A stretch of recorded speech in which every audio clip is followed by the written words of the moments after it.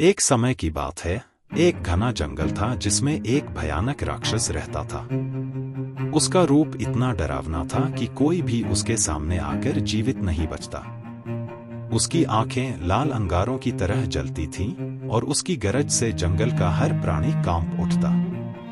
राक्षस हर पूर्णिमा की रात एक गांव पर हमला करता और वहां के लोगों को अपना शिकार बनाता। गांव के लोग उसके डर से कांप उठते थे। हर तरफ भय का माहौल था। यह भय कई वर्षों तक बना रहा, जिससे गांव में खुशियों का माहौल समाप्त हो गया।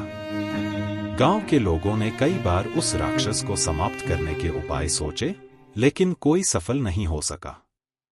राक्षस की ताकत असाधारण थी और उसकी मुक्ति का रहस्य कोई नहीं जानता था।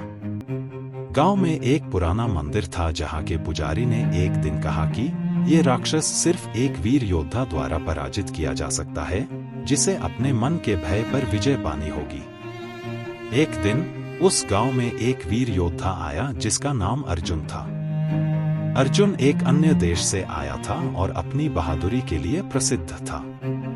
उसने गांव वालों से राक्षस के बारे में सुना और उसको मार गिराने की ठान ली। अर्जुन ने पुजारी से मिलकर राक्षस की कहानी पूछी। पुजारी ने बताया कि राक्षस एक समय एक मनुष्य था, लेकिन अपने लोभ और द्वेष के कारण उसने एक श्राप पा लिया। जब तक उसके श्राप का तोड़ नहीं मिलेगा, तब तक वह अमरत्व को प्राप्त रहेगा। अर्जुन ने सोचा कि उसे इस राज का पता लगाना होगा। उसने जंगल में आगे बढ़ना शुरू किया। जंगल घनघोर था और हर तरफ अंधेरा छाया था। रास्ते में उसका सामना विभिन्न प्रकार के प्राणियों से हुआ, लेकिन अर्जुन ने अपनी तलवार से उन सब का सामना किया और जीता। जंगल के बीच में एक पुराना दुर्ग था, जहां राक्षस अपना आश्रय लेता था। दुर्ग के अंदर प्रवेश करना असंभव लग रहा था, क्योंकि हर कोना जादुई शक्तियों से घिरा हुआ था।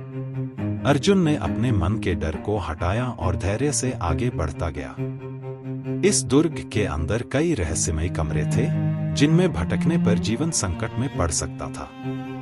अर्जुन को एक रहस्यमय आवाज सुनाई दी, जो उसे एक विशेष दिशा में जाने का संकेत दे रही थी। अंत में उसने एक गुफा देखी जहां एक रोशनी चमक रही थी। उस गुफा में एक पुराना माणिक्य था।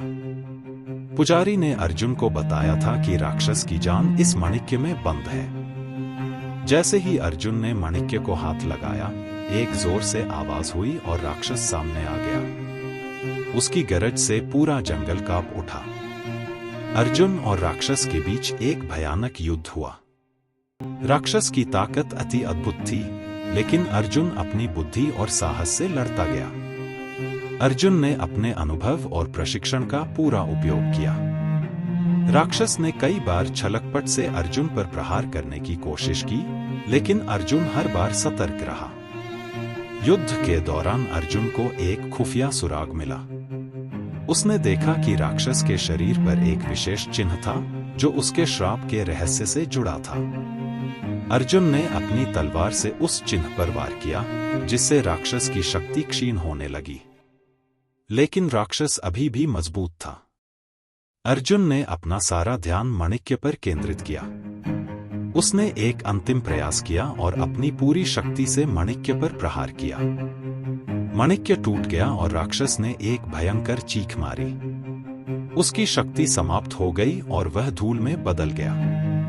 गांव के लोग खुशी से झूम उठे और अर्जुन की वीरता की प्रशंसा करने लगे।